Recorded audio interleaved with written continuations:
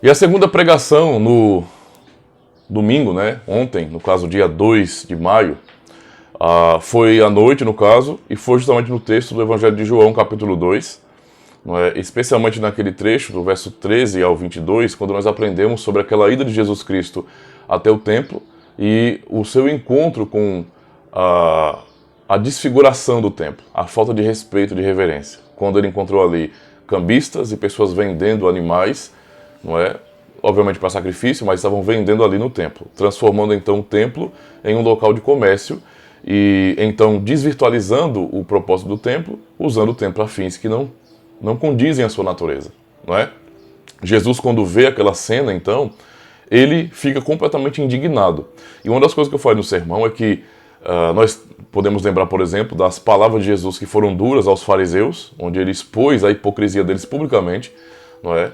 E ele repetiu isso muitas vezes, ai de vós, escribas e fariseus, ai de vós, escribas e fariseus, e então mostrou como eles eram sepulcros caiados, como eles eram, entre aspas, perfeitinhos por fora, mas podres por dentro. Mas mesmo assim, a atitude de Cristo com relação, não é, ao que estavam fazendo no templo foi muito mais radical do que apenas verbalizar contra os fariseus. Ele tomou uma atitude realmente drástica ali, radical, não é?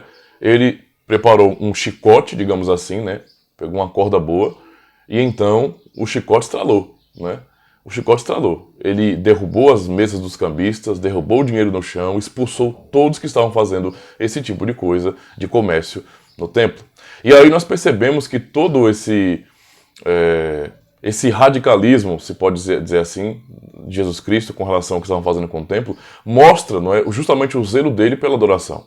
Inclusive os discípulos, quando viram Jesus agindo desse jeito, eles lembraram do Salmo 69, não é? O zelo por tua casa me consome.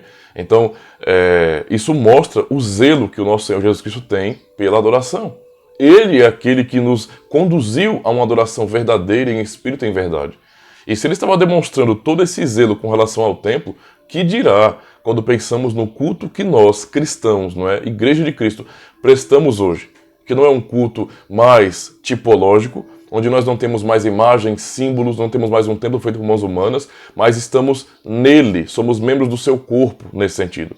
Ele, basicamente, é o nosso próprio templo, como ele fala nesse próprio texto, não é? Que ele derrubou o templo, mas reconstruiria em 3 dias. Ou seja, nós agora adoramos, não é, a Deus como membros do corpo de Cristo. É nele que nós adoramos a Deus, não é? E isso no Espírito, porque é o Espírito Santo que nos liga a Jesus Cristo, que nos torna um com Ele. Entende? Então isso torna a adoração muito mais profunda, não é? Muito mais espiritual e intensa do que um dia fora na Antiga Aliança. E pensando nisso, não é? Nesse zelo de Cristo, devemos também nos questionar se estamos sendo zelosos pelo culto a Deus. Cristo, ele expulsou aqueles que estavam desfigurando o culto, e quando nós pensamos em templo, pensamos no lugar de culto. Então o assunto é culto, não é? Cristo expulsou aqueles, ele não tolerou aquela corrupção, não é, do lugar de culto, ou do culto em si, entende? E nós também precisamos analisar essa situação e também nos indignar como Cristo.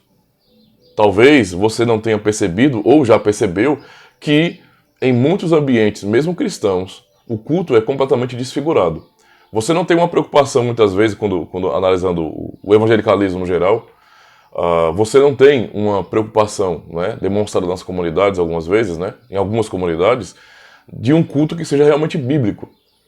Entende? As pessoas estão acostumadas a tornar o culto um ambiente que parece mais um show de calouro. É o ambiente da oportunidade de você expressar seus talentos, seus dons. Entende a situação? E o culto fica realmente aquela bagunça. Você não tem reverência. Não é? Deus não é mais centralizado no culto muitas vezes. E isso é errado.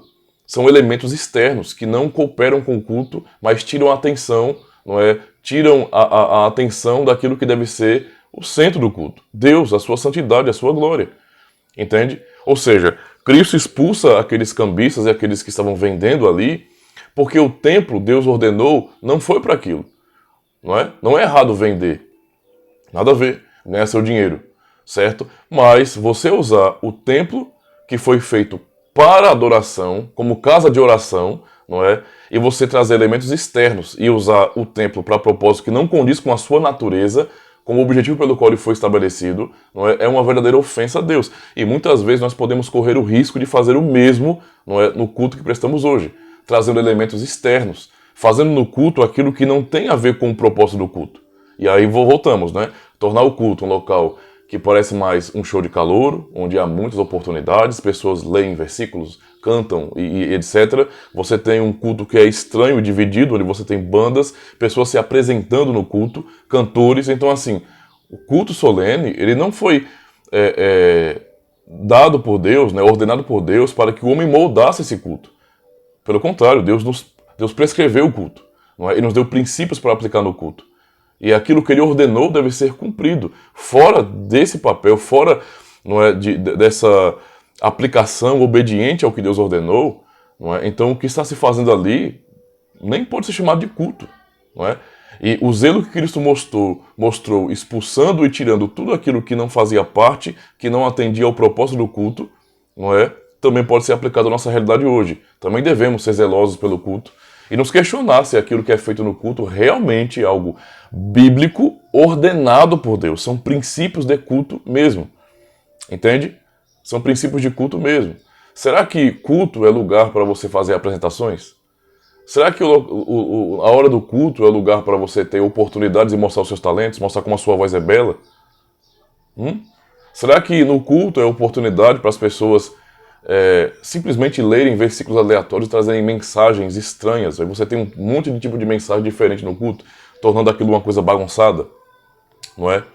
Será que o culto é um ambiente onde você tem a liberdade para fazer o que você quiser? Onde você pode ter vários tipos de sentimentos e externá-los, não é? Tornando o culto um lugar que parece muito mais uma balada, uma festa, não é? Literalmente falando, do que realmente um momento de adoração reverente a Deus, onde a nossa maior preocupação é ouvir Deus falar na pregação, isso tem que ser muito acentuado, na pregação, não é? E então podemos responder em fé com hinos, com salmos, não é? Com louvores e orações.